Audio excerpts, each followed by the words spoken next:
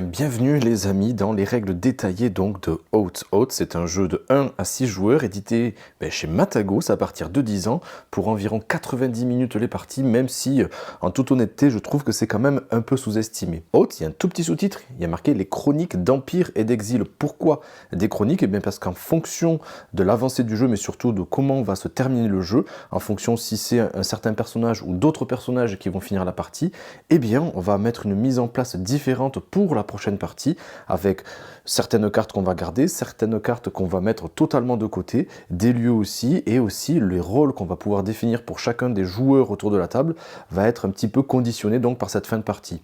Sachez qu'en plus, si vous voulez faire d'autres parties, eh bien les joueurs qui seraient autour de la table ne seront pas forcément les mêmes, hein. Vous pourrez donc distribuer un rôle à tel ou tel joueur, même s'il n'était pas sur la partie précédente. En gros, donc chaque partie dans Oath est quasiment unique. Oath, c'est quand même un jeu qui est très exigeant, avec des règles qui sont extrêmement fournies, qui sont même détaillées sur 3 livrets différents dans le jeu.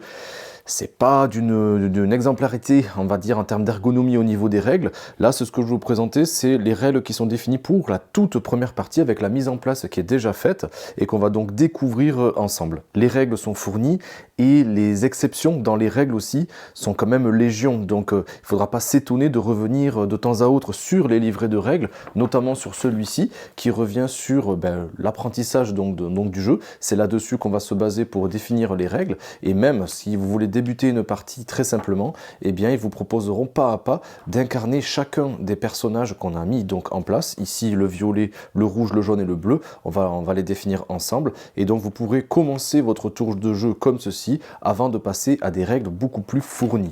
D'ailleurs, regardez, on va y venir peut-être en fin de cette vidéo aussi, avec des règles supplémentaires par rapport à des choses qui peuvent être un petit peu difficiles à comprendre pour les premières étapes dans le jeu. On retrouve aussi les lois de Oath, qui là c'est les règles extrêmement poussées avec tous les index, tout ce qu'il faut savoir pour chacune des exceptions que vous pourrez rencontrer au fur et à mesure de vos parties.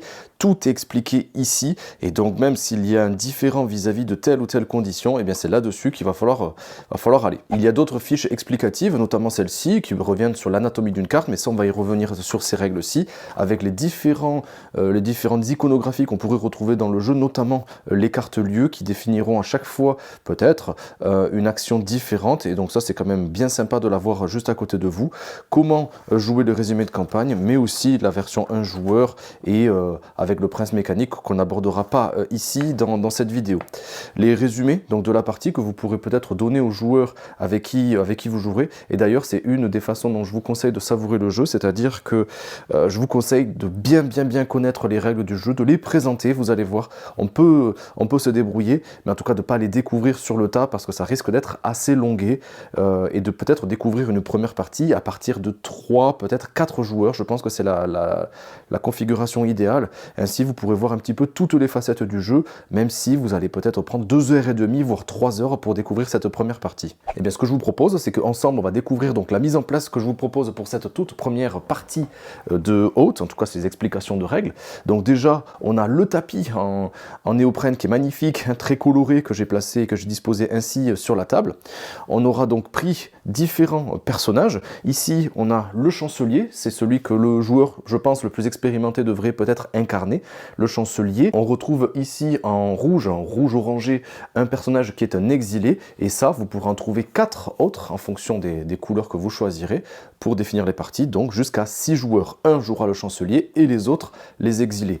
Oui, c'est un jeu asymétrique, mais finalement les actions qu'on va retrouver qui sont répertoriées juste ici, ce sont les mêmes actions qu'on joue le chancelier ou qu'on joue les exilés. Il y a un troisième personnage qu'on pourrait retrouver derrière chacun des exilés. À un certain moment de la partie, peut-être qu'on pourra devenir non plus un exilé du royaume, mais un citoyen qui serait défini par le chancelier. Le chancelier nous proposerait donc de devenir un citoyen, et vous voyez, eh bien, la coloration de notre plateau devient quasiment identique au chancelier. Eh bien, on ferait peut-être partie de ses troupes, et donc ça définirait une autre façon de jouer. C'est là aussi que la symétrie entre en jeu. Qu'est-ce qu'on retrouve sur ce plateau? Eh bien, on va trouver 3 régions principales. On a le berceau, on a les provinces et on a l'arrière-pays. Il faut bien comprendre ceci, c'est-à-dire que Oath, c'est peut-être peut-être on pourrait le définir d'une manière concentrique, c'est-à-dire que le centre-ville, ça serait le berceau. Ensuite, tout autour, on retrouve peut-être la périphérie de notre royaume, et là, ça serait les provinces. Et enfin, encore plus loin dans notre périphérie, ça serait plutôt l'arrière-pays. C'est important de le comprendre parce que les déplacements qu'on pourrait faire pendant le jeu, ça serait une des actions qu'on pourrait faire, eh bien, vont être plus ou moins durs, difficiles à faire, en tout cas nous demander plus de provisions, c'est le coût en fait pour faire nos actions, en fonction de si on se déplacerait toujours plus loin ou même si on se déplacerait dans différents lieux d'une même région. Et bien justement, des lieux, la mise en place de départ pour votre première partie, elle est définie, elle est un petit peu construite de cette façon-là, avec juste ici, j'ai mis une carte bien spécifique qui s'appelle les plaines, ici c'est les montagnes et ici les côtes rocheuses. Les autres lieux, ils sont face cachée et on les dispose comme ça au hasard. Les cartes lieux, il en existe quand même plus d'une dizaine, hein, qui sont à chaque fois différentes, avec une anatomie commune. Ici, ça sera le nombre de cartes qu'on pourrait placer à côté de notre lieu. Par exemple, ici aussi, vous voyez, j'ai placé une carte, mais on va y revenir pendant les explications des règles. Ici, ça serait les dés que ça nous fournirait en cas de défense, mais surtout pour les bandits. Ici, ça nous indiquerait qu'on devrait placer une relique juste à côté. Les reliques, c'est ce petit carré-là, mais on a toute une pioche juste ici. Ensuite, ça, c'est une action spécifique que ce lieu nous octroierait si on était placé dessus. Ça, c'est ce qu'on a défini, je vous avais montré juste à l'instant, avec toutes les explications sur ce fichier-là. Donc on cherche ce logo, on le retrouve ici et on saura comment utiliser ce lieu de la manière la plus efficace possible. Et ici, le coût que ça nous demanderait pour récupérer peut-être la relique. Ici, donc pour récupérer une relique, ça nous demanderait de dépenser un secret. Les secrets, c'est une des deux ressources qu'on pourra utiliser pendant le jeu. On a les faveurs qui sont les pièces ici et les secrets. Voilà, et chacun va avoir une façon différente d'amener donc de la symétrie et une rejouabilité quand même accrue pendant vos parties. Tout en haut de chaque région, eh bien donc j'ai disposé, comme les règles le spécifient, 3 cartes ici au hasard, 3 cartes ici et 5 cartes juste ici. Vous inquiétez pas, ça c'est défini et c'est bien marqué dans les règles et même sous le tapis néoprène. Le reste des cartes, je les ai mises ici, c'est là qu'on va pouvoir peut-être piocher aussi des cartes dites du monde. La façon dont on va piocher les cartes va avoir une certaine particularité et une certaine façon aussi de réfléchir pour bien optimiser son jeu et peut-être essayer aussi de gêner nos adversaires. Juste ici, eh bien, j'ai mis le pion du chancelier. Le pion du chancelier, c'est celui-ci, vous voyez, au niveau du matériel, c'est plutôt quand même costaud. Et les règles du jeu nous demandent donc de le disposer ici, avec 2 de ces troupes ici, une troupe là et une troupe juste ici. C'est comme ça que c'est demandé dans les règles du jeu. Les autres joueurs ont été disposés comme ceci aussi, ça a été défini pendant les règles, et j'ai donc disposé des cartes juste là, là et là, et ça ce sont des cartes qu'on va voir un petit peu plus tard aussi, et là aussi ça a été défini par le jeu. La petite roue qu'on retrouve juste ici, ça va être le compteur de manches. Le jeu va se jouer en 8 manches, mais il y a une certaine particularité, c'est-à-dire que si le chancelier arrive à avoir une certaine condition de victoire, eh bien on va devoir peut-être lancer un dé pour voir si la partie ne s'arrêterait pas un tout petit peu plus tôt. C'est ce qui est marqué là, mais on va y venir juste après. Ici, on a un compteur vis-à-vis du nombre de visions qu'on découvrirait. Les visions, ce sont des sortes d'objectifs cachés que les exilés pourraient retrouver peut-être pour se donner des conditions de victoire. Parce que c'est la première chose qu'on va voir tout à l'heure, c'est que les conditions de victoire diffèrent énormément en fonction du joueur que vous allez incarner pendant la partie. Et c'est des conditions de victoire qui vont se moduler, qui vont changer au fur et à mesure, parce qu'on va se piquer ces objectifs-là, mais on va voir ça juste après. Ici, on l'a vu, c'est la pioche des cartes reliques. Ici, les cartes de personnages, des cartes monde.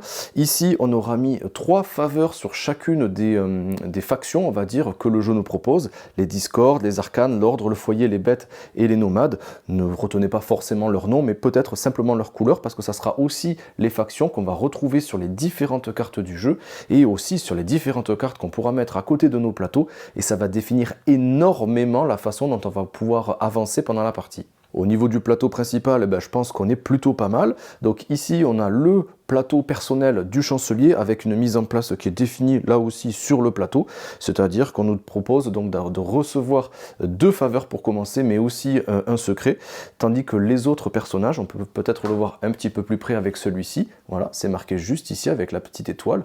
La mise en place de départ nous demande donc de prendre une pièce, un petit livre et 3 troupes qu'on va disposer donc comme ceci, comme j'ai pu le mettre juste ici. Sur notre plateau, c'est les troupes qu'on va pouvoir mettre à contribution pendant le début de cette partie. Le reste des troupes, pour les exilés, elles sont ici. Il y en a beaucoup moins que le chancelier, hein, qui est déjà établi dans le royaume et qui va essayer de défendre ses positions. Mais voilà, la mise en place, elle est définie juste ici. On va placer un pion de provision aussi sur la case de départ avec la petite étoile. Les provisions, c'est d'une certaine façon le nombre de ressources qu'on va devoir dépenser pour faire les différentes actions qui sont marquées ici. Et en fonction de l'action que vous voudrez faire, dans l'ordre que vous voulez, eh bien on devra dépenser des provisions petit à petit en le déplaçant. Mais aussi, ça, on va le voir tout à l'heure. Donc pour commencer, notre pion de provision est tout à la gauche. Pour le chancelier, ça va être la même chose. On va définir le serment de début de partie. Pour cette partie-là, et c'est ce qui est préconisé pour le début des parties, eh bien on va devoir choisir ce serment-là. C'est le serment que le chancelier va essayer de garder le plus longtemps possible pour avoir sa propre condition de victoire, sachant qu'il y en a 3 autres qui vont évoluer au fur et à mesure des parties en fonction, comme je vous disais, du personnage qui gagnerait. Ici, on a la tuile du gardien du serment, donc celui qui posséderait le serment gagnerait peut-être ceci aussi, et en fonction du personnage, peut-être qu'on le retournera pour devenir là aussi notre personnage, en tout cas avec un autre objectif de jeu, mais on va voir ça dans les conditions de victoire juste après. Ici, on a deux bannières, c'est les seules bannières qu'il y a dans le jeu, et les deux bannières nous demandent de mettre leurs ressources adéquates, une de chaque, sur chacune des bannières. Ces bannières, ça va être une façon d'amener plus de facilité dans certaines actions, on va le voir aussi ça tout à l'heure, et donc on doit disposer ces ressources-là, et elles pourront être volées, piquées à certains moments de la partie, quand vous le désirerez, en tout cas pour essayer d'éviter que les autres joueurs ne gagnent la victoire. Ici, on a le reliquaire impérial sur lequel j'ai disposé donc des reliques totalement au hasard. Et quand je voudrais peut-être en tant que chancelier, ça c'est pour le chancelier, et quand je voudrais en tant que chancelier peut-être essayer de convaincre un autre joueur de devenir un citoyen, eh bien je pourrais lui distribuer une de ces reliques et peut-être me débloquer aussi une action spécifique. Au niveau de la mise en place, on est plutôt pas mal. Il reste quelque chose, ce sont les dés qui vont définir, parce qu'il y aura quand même des combats, c'est un jeu où il va falloir prendre position pour essayer de conquérir le royaume. On a les dés bleus qui seront les dés de défense avec différentes faces. Donc ça représentera un bouclier, ici 2 boucliers, et ceci des x2, ça multipliera donc par 2 les boucliers qu'on aurait peut-être pour nous défendre des attaques. Et ici donc les dés d'attaque qui sont orange avec différentes facettes, ça représenterait une réussite, ceci une demi-réussite, et parfois on pourrait même arriver avec 2 réussites, mais nous demandons donc de sacrifier aussi une de nos troupes pendant la bataille. Vous posez peut-être la question, qu'est-ce que c'est ce dé-là? Eh bien justement, on va parler des conditions de victoire immédiatement, et ce dé-là va nous servir, vous allez voir. Oaths, c'est un jeu où on ne va pas gagner des points de victoire, il va falloir surtout essayer d'accéder à des conditions de victoire, en tout cas de les garder peut-être selon certaines conditions, quand ça sera notre tour de jouer, ou quand on arrivera à un compteur de tours particulier. Parce que Oaths, ça parle d'histoire, de ce qui tombe dans l'oubli, des laissés pour compte et de la manière dont le pouvoir passe de main en main au sein de la société. Et lors de chaque partie, les joueurs vont orienter le destin de cette terre selon leurs propres intérêts, et ce qui va, comme je vous le disais, affecter le reste des parties à venir. Parlons peu, parlons bien, et parlons surtout donc des conditions de victoire. Pour le chancelier, comme je vous disais, on avait défini donc le serment qu'il va devoir essayer de protéger, et donc c'est le serment dit de suprématie. Et comme c'est marqué juste en bas, eh bien son but, ça sera de contrôler le plus de lieux, ce qui est le cas dans cette configuration de départ. Qu'est-ce que ça veut dire contrôler? Eh bien ça veut dire avoir au moins une troupe sur un lieu. Mes adversaires, eux, n'ont pas de troupes de leur couleur sur les lieux, de toute façon les autres lieux n'ont pas été découverts. J'ai des troupes qui sont installées déjà ici, ici et ici. Je contrôle donc 3 lieux, les autres n'en contrôlent aucun, donc je suis le majoritaire, donc je garde cette tuile. Si j'arrive à garder cette tuile, et ça sera tout l'objectif du chancelier, si je garde cette tuile, au fur et à mesure des manches, les manches se joueront en commençant par le chancelier, puis on passera aux différents personnages jusqu'à revenir à nous, auquel cas on va bouger le jeton de manche, d'indicateur de manche, et quand on va arriver à la 3, 4, 5, entre la 5e et la 6e manche, et bien là, on va justement jeter ce dé. Si je suis, en tant que chancelier, en possession de ce serment-là, c'est-à-dire que je contrôle toujours à la 6e manche le plus de lieux, eh bien, je vais jeter le dé, et si, comme c'est indiqué sur la roue, si je fais un 6, eh bien, je gagne immédiatement la partie. Sinon, on continue le jeu, et on va ensuite définir une autre manche. Ici, il faudra que je fasse un 5 ou un 6 pour gagner, toujours si je suis en possession de ceci, mais on va le voir aussi si les citoyens ne sont pas de la partie. Et Si c'est toujours pas le cas ici, il me faudra un 3, un 4, un 5 ou un 6. Et si au bout de la 8e manche, eh bien, il s'est toujours rien passé, mais là je ne jetterai pas de dés. Si c'est toujours moi qui suis en possession, en tout cas en tant que chancelier, encore une fois, hein, en possession du serment de suprématie, eh bien, je suis le vainqueur de Oath. Ça, c'était la première condition de victoire quand on joue en tant que chancelier. Passons aux exilés. Les exilés, hein, ce sont donc les autres personnages. Eux, ils peuvent devenir aussi le gardien du serment, mais s'ils l'est, ils deviendront et devront devenir l'usurpateur pour l'emporter. C'est-à-dire que si un exilé contrôle, lui, cette fois-ci, le plus de lieux, donc il devra gagner le serment de suprématie. C'est lui qui remporte donc cette condition de victoire. Qu'est-ce qu'il fait? Il prendra cette petite tuile qui dit il devient le gardien du serment.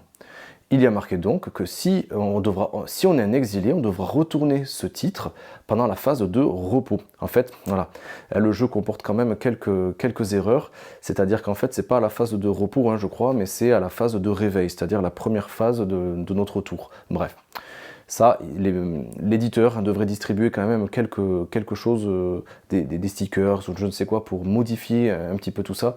Ça pourrait quand même gâcher grandement votre expérience de jeu. Donc il y a pas mal de forums, de foires aux questions aussi qui reviennent un petit peu sur ces règles-là.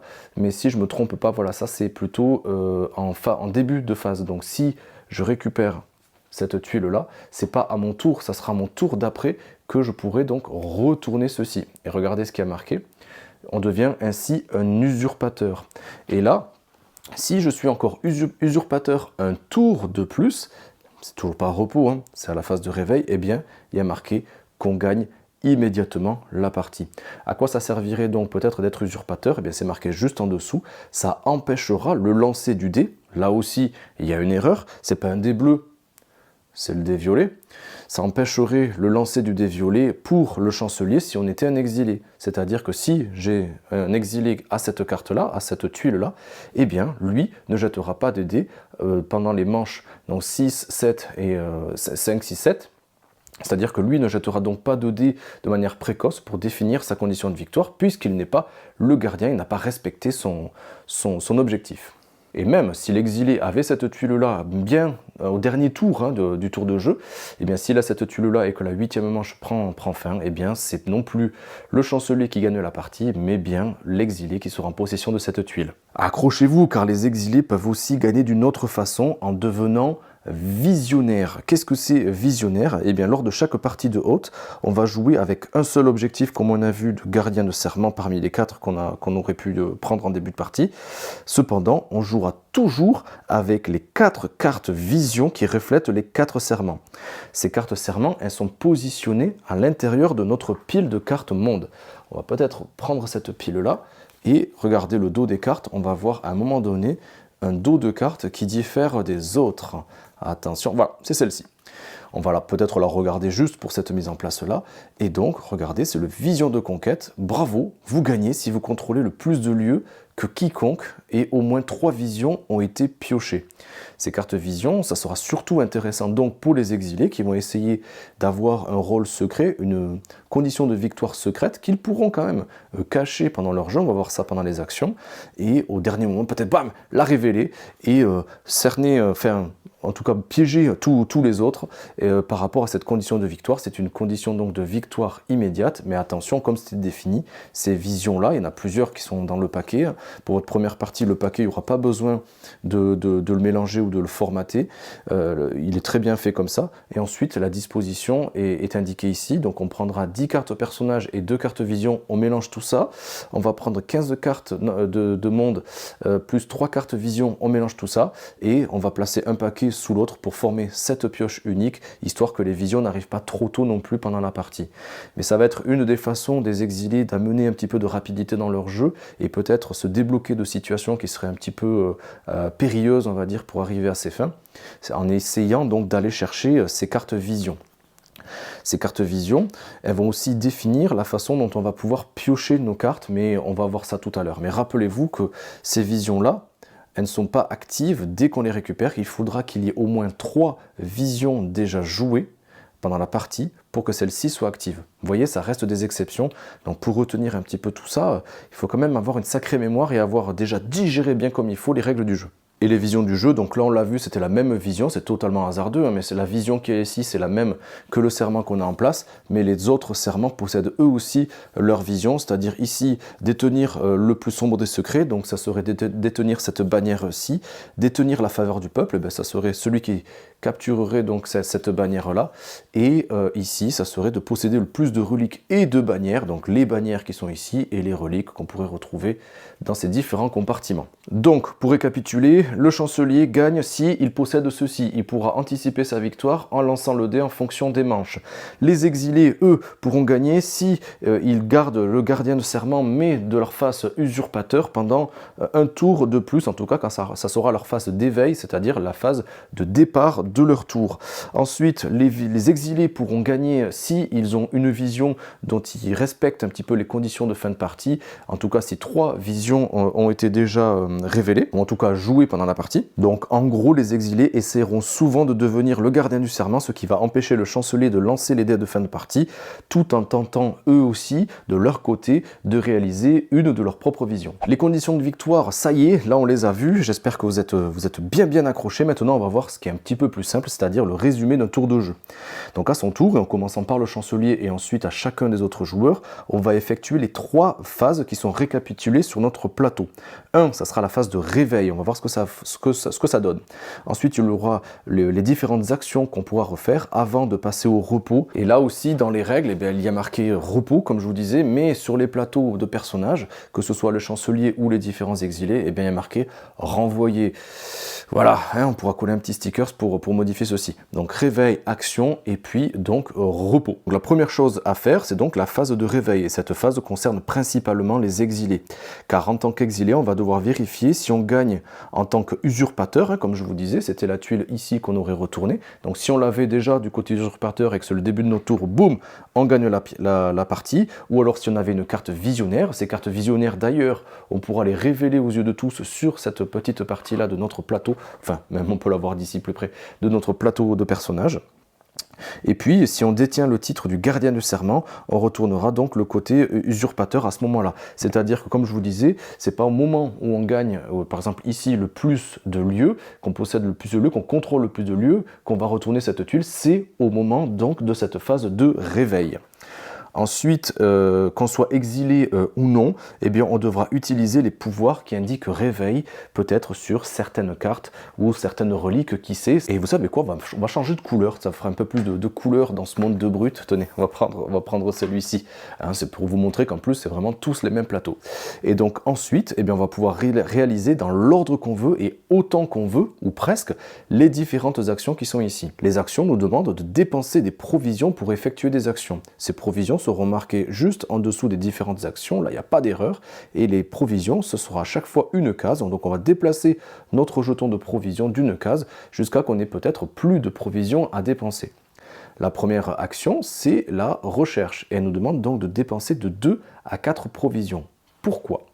Parce qu'en fonction du paquet de cartes dans lequel on souhaiterait peut-être piocher des cartes, eh bien on va devoir dépenser plus ou moins de provisions.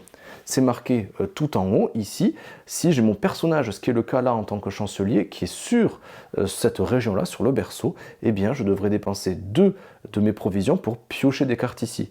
Ici et ici, ça serait le même nombre de provisions qui seraient demandées, mais il faudrait que j'ai mon jeton dans mon personnage qui soit positionné dans cette région-là pour pouvoir le faire. Par contre, si je veux prendre les cartes qui sont ici dans la région du monde, eh bien là, il n'y a pas de condition de placement. Je peux les prendre ici. Et le nombre de provisions que je devrais dépenser sera défini par le nombre de visions qui ont déjà été dévoilées. C'est ce jeton, juste là. En fait, là, pour la mise en place, donc on n'a pas tiré encore de vision, on n'en a pas dévoilé, il n'y en a aucune qui a été mise en jeu non plus. Donc la tuile est juste positionnée ici. Quand une vision aura été dévoilée, on va le déplacer à chaque fois qu'on en dévoilera une, et donc ça va définir toujours plus de provisions à dépenser pour pouvoir aller piocher les cartes à cet endroit-là. Comment ça se passe ? Eh bien, on va piocher les 3 cartes de la pioche, ici, ou les 3 cartes de la défausse, c'est-à-dire les cartes qui seront positionnées en fonction de la région où je serai. Je vais pouvoir en garder une, les 2 autres, je vais devoir les défausser. Où est-ce que je vais les défausser? On les défaussera toujours dans le lieu suivant par rapport à notre position. Ça, c'est extrêmement stratégique parce que ces cartes-là vont être facilement disponibles, par exemple, pour le joueur bleu et le joueur orange, juste ici, si je vais donc défausser ces cartes, sachant que je sais quelles seront les cartes que je devais défausser, c'est là tout l'intérêt du jeu. Cette carte que j'aurais choisie, c'est marqué ici, je peux soit en jouer une sur le lieu où je suis, et je prendrai donc une faveur, ou alors je pourrais la positionner dans mes conseillers. Les conseillers, ce sont les cartes qu'on pourra positionner ici, et c'est marqué sur notre plateau, c'est marqué juste ici, on pourra en avoir au maximum 3, et si on devait en avoir des cartes supplémentaires, on pourrait les défausser, ou en tout cas, s'il n'y a pas des sortes de chaînes sur ces cartes-là, et on va les voir quand on verra l'anatomie des différentes cartes. Donc disons par exemple que je suis donc dans ce lieu-là, je vais prendre donc les 3 cartes de ce paquet-là, ou d'ici, je vais choisir de prendre ces 3 cartes-là. Je les ai prises, et bien justement, il y a des conditions un petit peu particulières, c'est plutôt malin. Donc je vais pouvoir choisir une de ces cartes-là. Ces cartes-là ont des factions qui sont représentées juste au-dessus, et ces factions-là, ce sont les mêmes qui sont positionnées ici, et ça va avoir tout son intérêt, vous allez voir. Ensuite, il y a des petits logos, ça dépendra de l'action qu'on pourrait faire. Donc par exemple, ici, ça définirait que c'est quand même quelque chose qui agirait pendant les combats. Ici, il n'y a pas de choses particulières, par exemple, ici, c'est un effet immédiat. Et là, il y aurait donc une action qu'on pourrait faire selon certaines conditions. Il faudra quand même vérifier qu'il n'y ait pas de petit logo ici. Ceci, ça me dit que je devrais forcément la poser sur un lieu. Le lieu, c'est le lieu où je suis, non juste ici. Donc disons que je veux jouer cette carte, il n'y a pas de coup particulier, je ne pourrais pas la positionner dans mes conseillers. Sachant qu'une carte, par exemple si je choisis celle-ci, eh bien cette carte-là, je peux la mettre très bien face visible juste à côté, mais je peux très bien aussi la positionner face cachée. Et ça sera tout l'intérêt aussi peut-être d'avoir des cartes de vision pour les exiler par exemple. Mais revenons à nos moutons.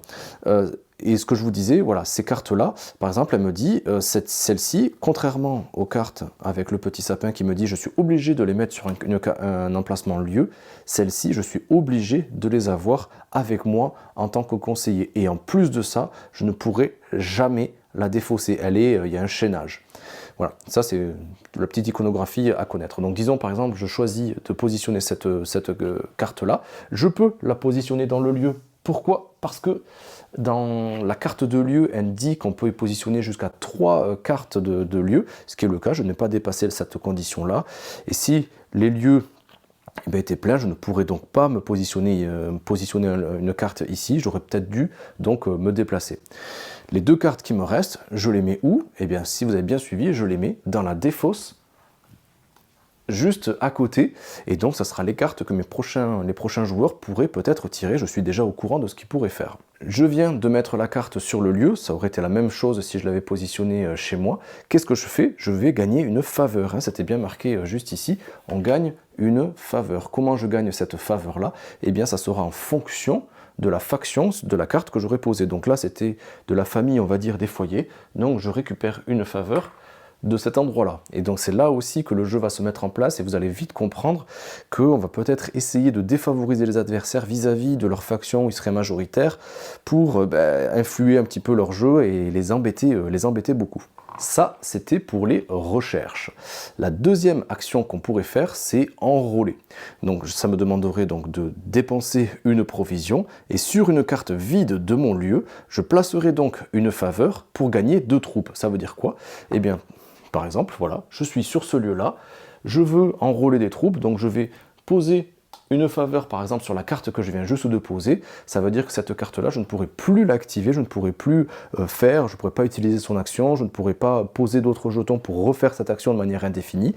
Je l'ai utilisé et ça me permet donc d'enrôler des troupes. Ces troupes-là, je les mets sur mon plateau. Je ne peux pas encore les mettre ici, mais en fait, si, parce que c'est une action mineure. Je peux déplacer mes troupes entre mon plateau et mon lieu si je le contrôle. Et ça va être intéressant surtout pour les défenses quand les adversaires vont vouloir m'attaquer. Donc à tout moment dans un lieu que vous contrôlez, eh bien vous pourrez comme ça switcher les troupes. Donc ça, c'est une action plutôt facile.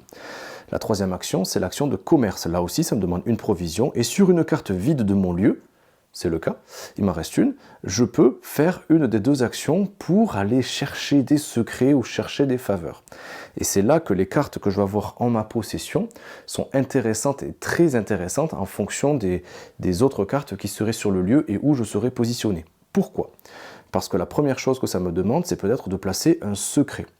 Si je place un secret, par exemple, c'est le secret, c'est les petits bouquins, donc je peux placer un secret juste ici, et donc ça me permettrait de gagner une pièce, plus une pièce par conseiller correspondant. Ici, donc je gagnerais une pièce qui correspondrait à cette faction-là, mais je n'ai pas d'autres cartes de la même faction.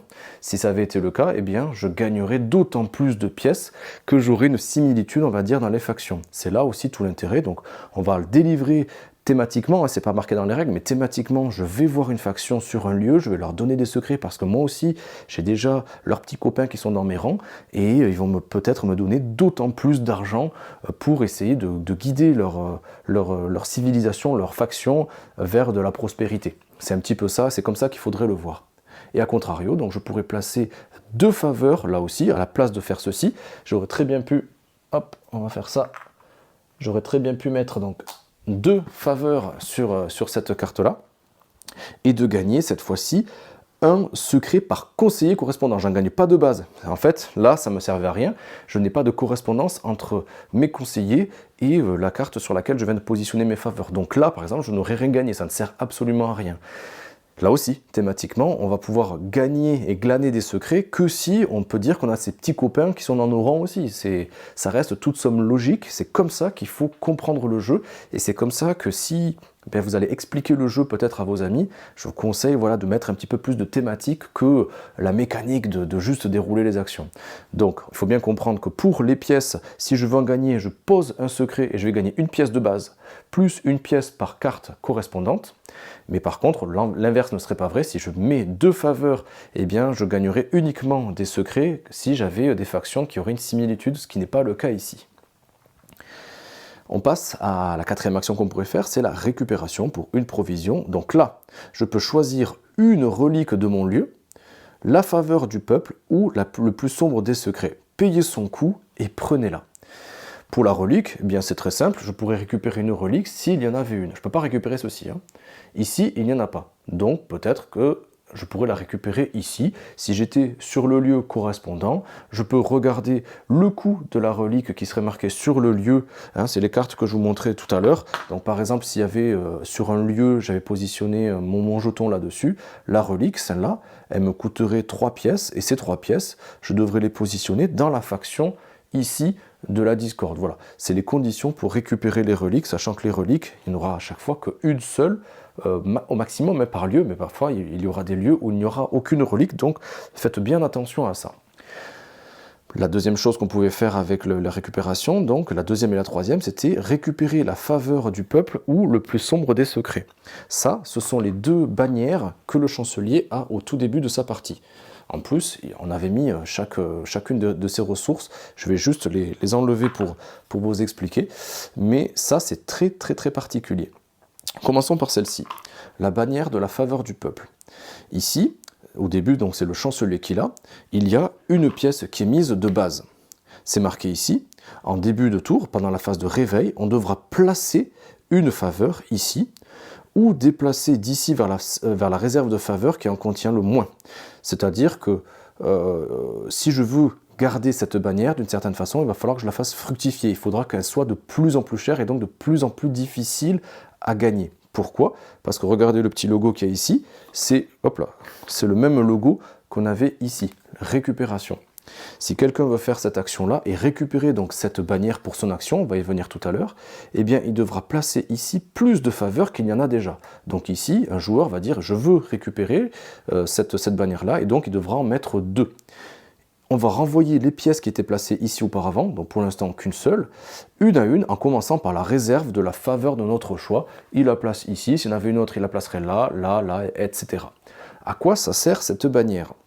Eh bien, c'est marqué juste en bas, avec là aussi le logo, l'iconographie elle est plutôt bien faite, c'est la recherche. Donc ici, si je suis en possession de cette bannière-là, lorsque je jouerai sur un lieu, je pourrai d'abord défausser une carte habitant d'un lieu de notre région et je pourrai jouer sur un lieu au choix de notre région. Je vous l'avais dit, les lieux peuvent comporter un maximum de cartes de personnages en fonction donc du lieu. Et bien avec cette carte-là, je pourrais donc jouer quasiment de manière indéfinie. Même si, par exemple, sur ce lieu-là, s'il y avait un personnage à côté, je peux le défausser cette carte-là et jouer une carte que je venais de piocher, ce qui me permettra donc de bénéficier de son action, bénéficier de cette faction, etc. C'est une façon donc de détourner un petit peu les contraintes du jeu. Et donc pour éviter de se la faire piquer, on va toujours mettre une pièce de plus pendant la phase de réveil comme on l'avait vu. Et si on ne peut pas le faire ou qu'on ne veut pas le faire, eh bien on devra retirer une pièce. Ça nous évite donc de dépenser une pièce, mais elle serait aussi plus facilement accessible. On peut se la faire voler plus facilement par les adversaires.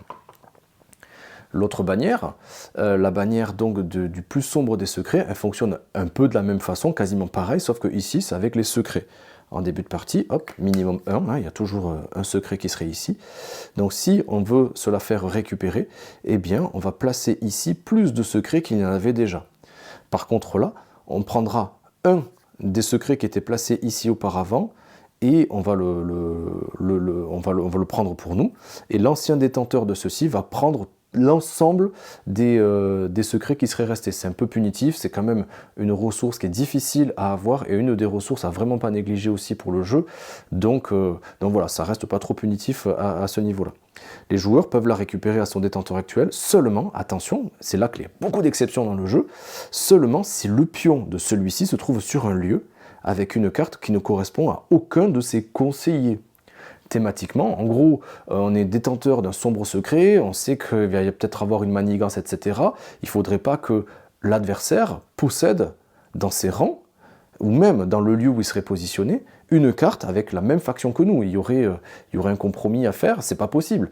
Donc il faudrait vraiment avoir donc des personnages d'une faction qui n'a aucune similitude avec quelqu'un, avec celui qui est détenteur donc de cette bannière-là. Je sais que c'est un peu costaud, il faut bien comprendre cela. Pareil, ici, si capturé, on mettra 2 ici. Bon bref, voilà, ça on le voit, et derrière, il n'y aura rien de plus. À quoi ça sert? Là aussi, cette bannière-là, elle servira pendant la phase donc, de recherche et pour aller chercher les cartes dans les différents endroits. Mais surtout pour ceci, vous allez voir, parce que là, ça me demandera de dépenser 2 provisions plutôt que le coût indiqué si vous piochez dans la pioche monde. C'est-à-dire que ici, hein, rappelez-vous, plus on piochera de cartes vision et plus le coût de recherche sera élevé. Et bien si je suis détenteur de ceci, le coût sera toujours de 2. Donc ça permet de compenser un petit peu ce coût qui pourrait être élevé et aussi, eh bien peut-être en fonction des conditions de victoire et en fonction des visions qui demandaient, hein, si vous vous souvenez bien au début de cette vidéo, parfois d'avoir, il y avait des visions qui demandaient d'avoir le plus de reliques, le plus de bannières aussi dans ses rangs. Donc ça pourrait faire partie des conditions de victoire également. Prochaine action, c'est l'action de campagne. L'action de campagne demandera donc de dépenser 2 provisions et là on va pouvoir choisir un ennemi sur notre lieu. On va cibler parmi les lieux, les bannières, les reliques et son pion et ses faveurs. C'est-à-dire qu'on devra être dans une position où il y aurait au moins un des jetons de notre adversaire. Ici, le chancelier n'est pas en position de force, il va devoir donc se déplacer, ça sera l'action qu'on verra juste après. Et si j'arrive à me déplacer ici, je pourrais cibler le bleu, l'orange. Et bon, moi je suis déjà placé ici. On va faire une mise en place un tout petit peu différente, vous allez comprendre. Donc disons que j'avais révélé un nouveau lieu, mon chancelier s'était déplacé, on va voir ça encore une fois tout à l'heure, et que le joueur orange avait déjà placé 2 de ses troupes à ce niveau-là. Donc c'est le joueur orange qui contrôle ce lieu, même si je me suis positionné dessus.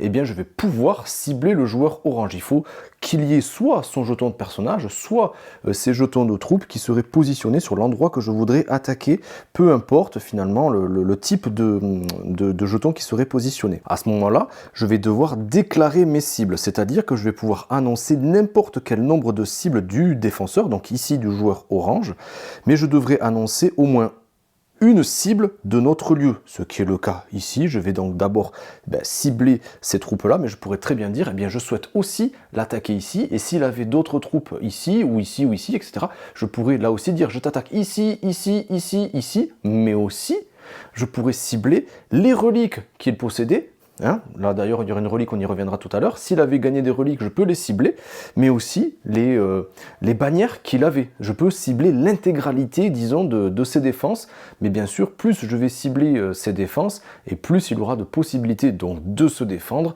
et moi je vais devoir mettre d'autant plus de troupes dans mon attaque pour essayer de finir vainqueur. Donc moi, en tant qu'assaillant, ici, je vais devoir jeter autant de dés que de troupes que j'ai dans mes réserves. Ici, j'en ai 5, donc je vais pouvoir prendre 5 dés rouges et les lancer pour voir si mon attaque surpasse la défense de mon adversaire.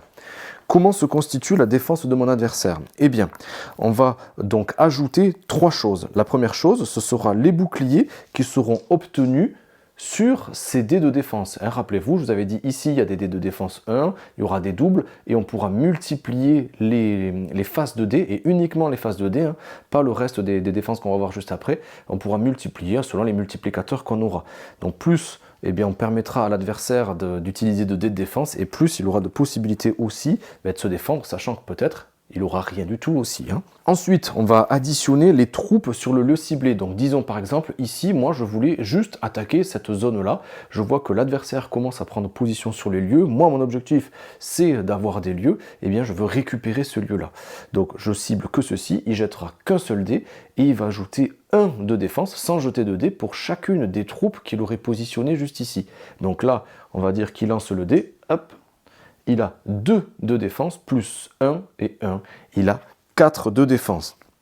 Et en plus de ceci, si j'avais ciblé le personnage aussi, qu'il soit positionné sur la carte ou que je l'ai ciblé pour faire d'autres choses, et on va voir ça aussi tout de suite, eh bien je vais pouvoir, il pourra mettre en avant les différentes troupes que lui aussi aurait sur son plateau. Donc là, il aurait pu additionner 3 de défense. Là aussi, on ne jette pas les dés. Les dés, ce sont uniquement s'ils sont indiqués sur les cartes sur lesquelles le défenseur se serait positionné. On fait le total donc de ces défenses et l'attaquant, l'assaillant, ce qui est mon cas ici, va jeter les 5 dés d'attaque. Et comme je vous disais, quand il y a une épée, ça compte pour 1. Quand il y a une épée vide, ça compte pour 1,5, donc si j'en ai 2, ça comptera pour 1. Et ce qui est le cas ici, eh bien ça me donne 2, super, hein, mais par contre il va falloir que je sacrifie directement une de mes troupes, hop, que je renvoie dans ma réserve. Donc ici, bien sûr que j'ai gagné, hein, il avait 2 de défense, 3, 4, j'ai fait 1, 2, 3, 4, 5, je suis le vainqueur. Donc bravo à moi, je peux que me féliciter. Et là, il va se passer, évidemment, vous l'imaginez, certaines petites choses. Donc en cas de victoire, qu'est-ce qui va se passer? Eh bien, je vais d'abord commencer par tuer la moitié des troupes qui ont été ajoutées à la défense, c'est-à-dire à l'armée de mon adversaire, que j'arrondirai à l'inférieur en les plaçant à côté de son plateau. Et le reste de ces troupes sera replacé vers son plateau. Donc ici, ben, c'est facile, hein. La moitié, c'est de 2, c'est 1. Donc il y en a un, hop, que je vire, il retourne ici, et l'autre qui retourne hop, sur son plateau.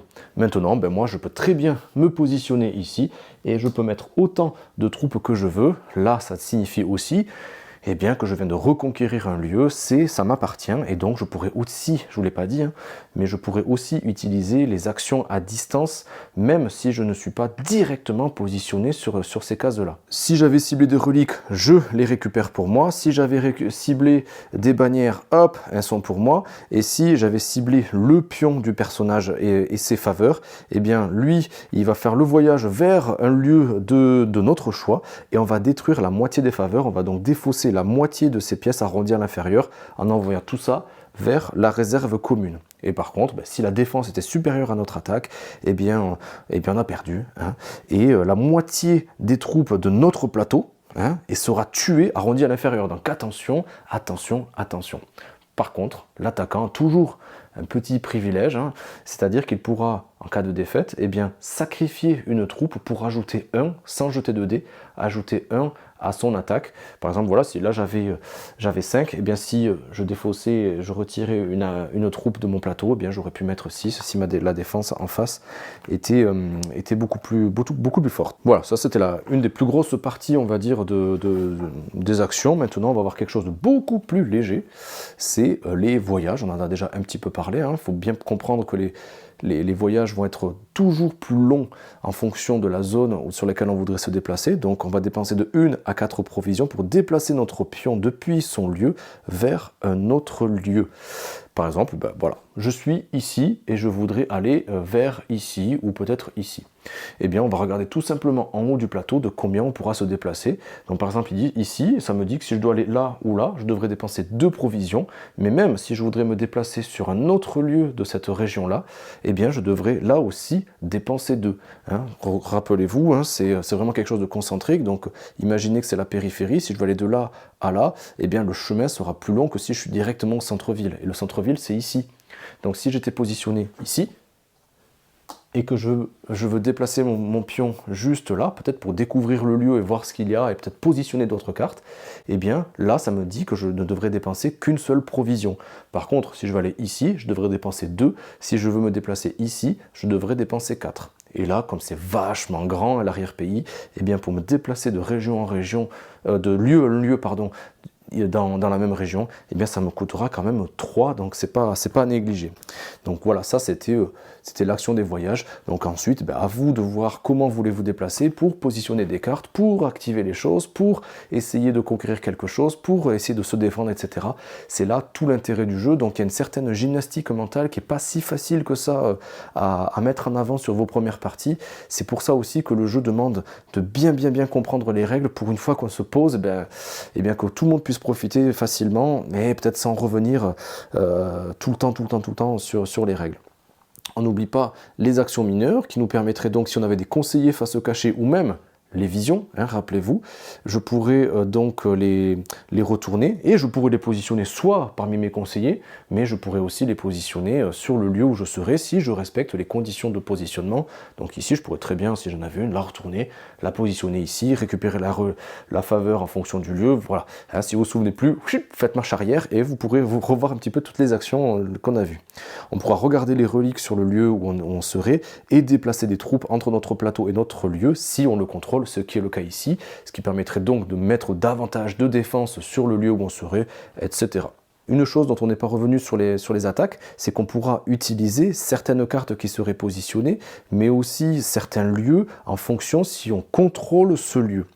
C'est-à-dire que par exemple, vous voyez, moi je contrôle ce lieu-là, hop là, mais ça me permet aussi donc peut-être de bénéficier des cartes qui sont ici. Tout à l'heure, avec mon attaque que j'ai faite juste ici, j'aurais pu utiliser, sans coût particulier, j'aurais pu utiliser cette carte pour majorer, on va dire, mon dé d'attaque, car c'est une carte qui est sur un lieu que moi-même je contrôle. Et en plus, mes plaines aussi, je les contrôle, donc j'aurais pu peut-être utiliser ceci pour m'augmenter toujours plus mon attaque.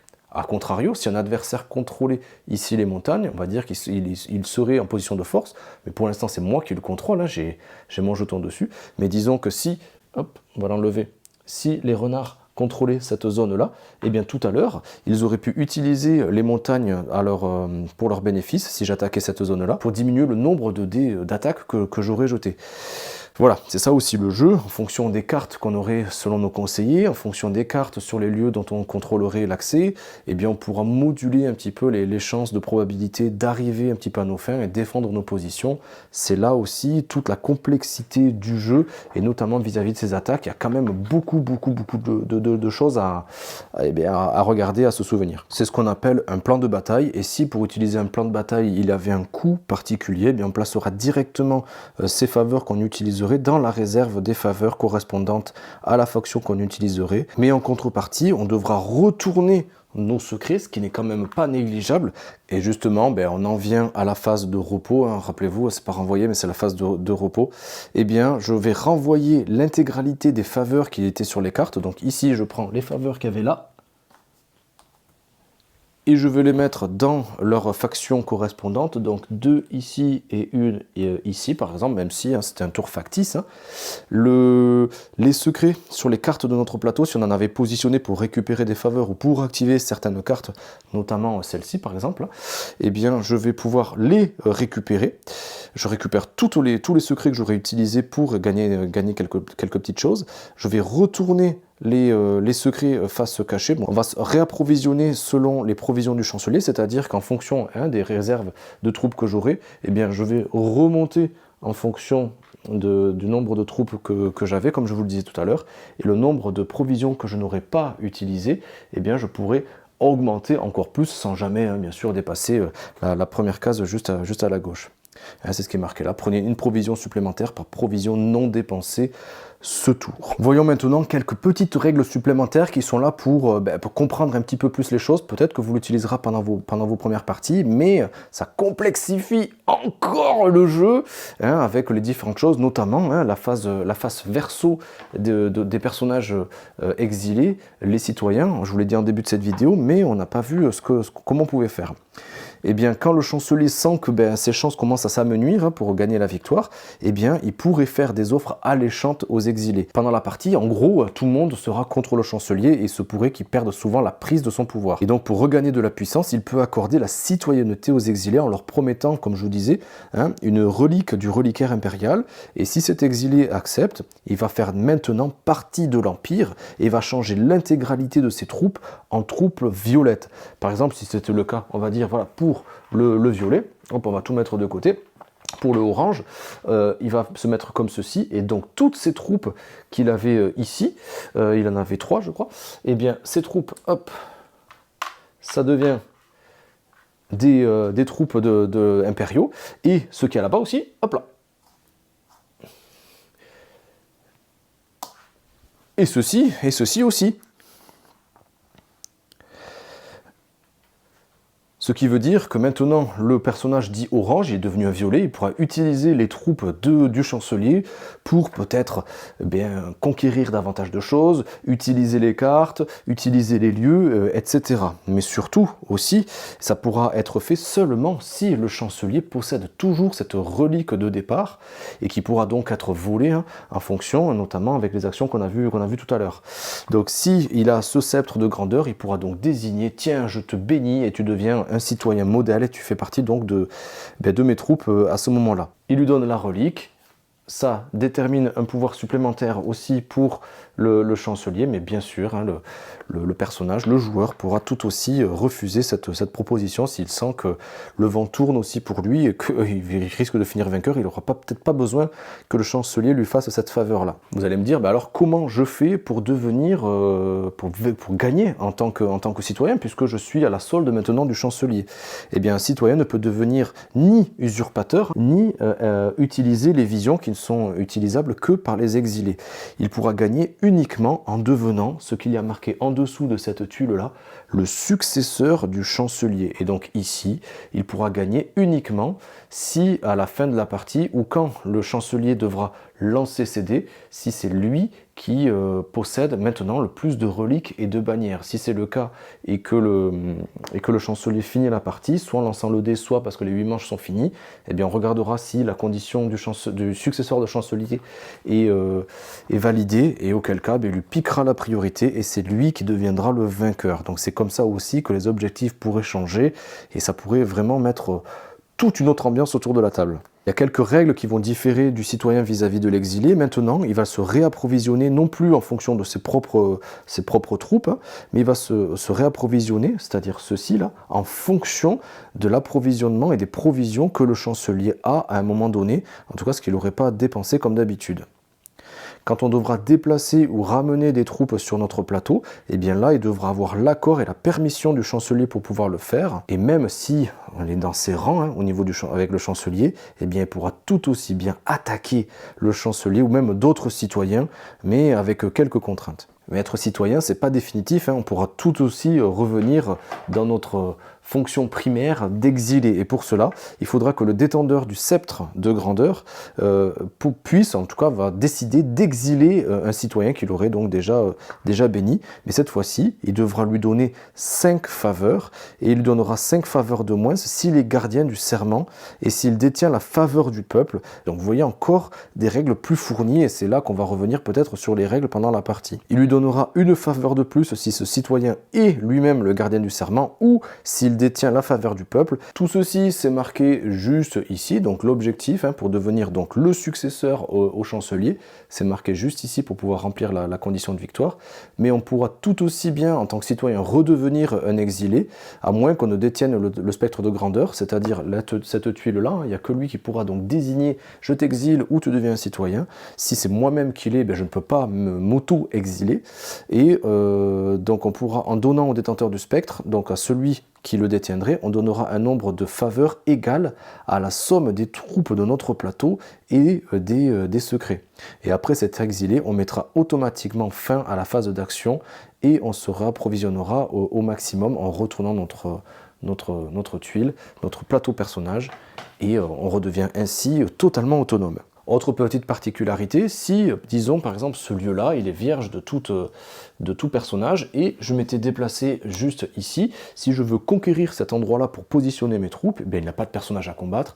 Par défaut, il y a quand même un bandit, voilà, donc on lancera quand même un dé, parce que c'est le lieu qui le définit, donc je lancerai quand même un dé de défense et je mettrai en avant mes troupes pour pouvoir conquérir cet endroit-là et ensuite positionner mes troupes sur un lieu qui était initialement vierge. Et la dernière chose dont je souhaitais peut-être vous parler, donc déjà, bon, c'est les graphismes, les illustrations qui sont dans la veine de Root, des mêmes auteurs qui sont tout simplement magnifiques. Chaque carte est unique, il y a vraiment une multitude de façons de jouer en fonction des positions, etc. Sachant qu'en plus, il y a toutes ces cartes-là encore que j'ai pas ouvertes. Il y a une multitude de cartes en fonction bien de l'avancée du jeu, de la fin de la partie, comme je vous disais, je vais pas revenir dans les détails pour les mises en place futures. Et je voulais aussi vous parler de cette carte-là, qui est une des cartes vision, qui s'appelle donc le complot, qui demandera donc, comme je vous le disais, si elle est piochée dans le monde, ce qui était le cas là, on avancera le marqueur de vision, hop là, on l'avancera d'une case, et tout joueur peut jouer cette carte face visible. Il y a un effet immédiat qui nous demandera donc de détruire les secrets pour prendre la relique ou la bannière d'un joueur dont le pion se trouve sur notre lieu. On lui pique tout ça, on fait un complot, on lui fait un coup dans le dos, et si c'est une bannière, on déclenchera l'effet si capturé qui serait décrit. Pour cela, on devra posséder encore une condition. Il y a beaucoup d'exceptions, ça fait plusieurs fois que je vous le dis dans cette vidéo, mais c'est vraiment ça qui est très complexe dans ce jeu. On devra posséder au moins 2 conseillers correspondant au sien. Hop, on lui met un coup dans le dos et comme ça on peut récupérer un petit peu ceci, on pourra retirer cette carte de la partie et donc peut-être accéder à d'autres visions pour les exiler pour le reste de la partie. Donc vous voyez que quand même Oath, c'est un jeu qui demande de la concentration, qui est quand même très exigeant. Les actions, même si elles peuvent paraître fluides, il y a toujours quelques petites conditions à bien connaître et ça, il faudra quand même que quelqu'un ait bien les règles du jeu avec lui, ou en tout cas qu'il les ait bien digérées avant pour pas perdre trop de temps, sinon ça risque de ralentir l'expérience de jeu et de lasser certains types de joueurs. Oui, c'est un jeu comme Root qui n'est pas fait pour tout le monde. C'est un jeu que je peux apprécier, mais c'est sûr que je ne vais pas pouvoir le présenter à tout le monde. Surtout que ça va négocier en termes de temps plutôt 3 heures si vous êtes à 4 joueurs. Je vous déconseille évidemment d'y jouer à 2, il n'y a pas trop d'intérêt. C'est vraiment quand on va se piquer les objectifs, faire tourner un petit peu tout ça, que tout le jeu va prendre son ampleur. Et c'est là que le plaisir de jeu va arriver. Ce que je trouve quand même fabuleux, c'est toutes ces retournements de situation qui arrivent à chaque moment, les cartes qu'on va pouvoir positionner pour soi, mais qui pourront aussi être utilisées par les adversaires s'ils se positionnent dessus. Moi, je pourrais les activer à distance si je dois déclencher une attaque, une défense, etc. Je vais pouvoir aussi déclencher les actions à distance. Donc ça, il ne faut quand même pas le négliger. Les positions, ça peut paraître petit, comme un jeu de conquête, mais on peut l'assimiler comme ceci, mais finalement, il y a toute une intelligence derrière ça, et l'ordre des actions dans lesquelles vous allez les réaliser va avoir toute son importance.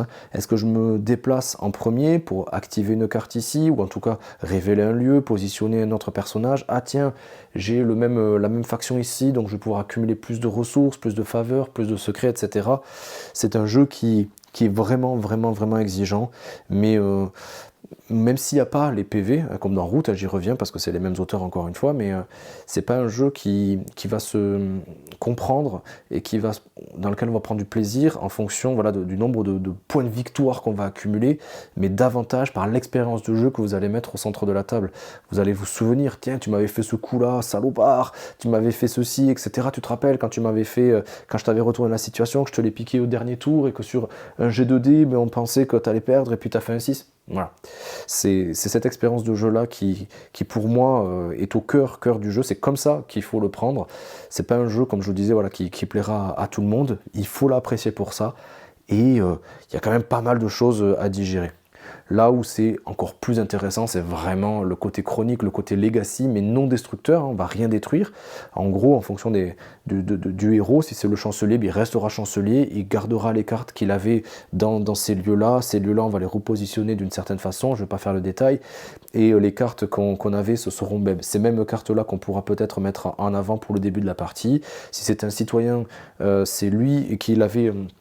et qui était devenu successeur au chancelier, c'est lui qui devient le chancelier, donc voilà, c'est quelque chose qui est très appréciable, ce côté legacy. En plus, je vous l'avais montré, hein, on va sortir encore plus de cartes en fonction de ça, parce que les cartes qui ont été défaussées sont défaussées, hein, et voilà, hein, c'est quand même super appréciable. Il y a un système de sauvegarde aussi qui est plutôt sympa, il y a un mode 1 joueur que je n'ai pas testé malheureusement, et donc je ne peux pas vous en dire plus à ce niveau-là. Mais voilà, hein, j'espère que cette vidéo vous aura plu. Hein. Si c'est le cas, vous savez, hein, les pouces, les likes, les commentaires, on partage. Ça, je compte sur vous pour ça. N'hésitez pas à vous abonner aussi pour être au courant des prochaines vidéos en activant la petite cloche. Et bien moi, je vous dis à très vite pour de nouvelles aventures, pour toujours partager toujours plus cette passion du jeu de société. Donc je vous dis à très vite sur Il était un jeu. Ciao les amis!